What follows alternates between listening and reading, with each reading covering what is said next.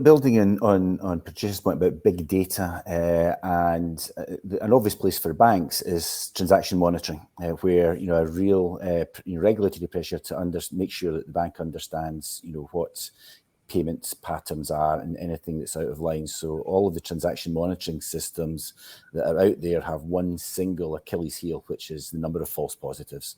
It looks unusual based on what that client has done historically, but guess what? It's a legitimate transaction, and therefore it's how one distills as effectively as possible. And I think that's where next generation AI will probably come into its own in terms of actually figuring out, yes, it's an out of line transaction, but it's a legitimate transaction, and there is no need to either pause the payment, hold the payment, go back to the customer to find out what the payment was all about. All those customer friction points that we've touched on earlier. So for me, I think we now stand on the cusp of, potentially significantly enhancing the whole customer experience and, financial institution experience and staff experience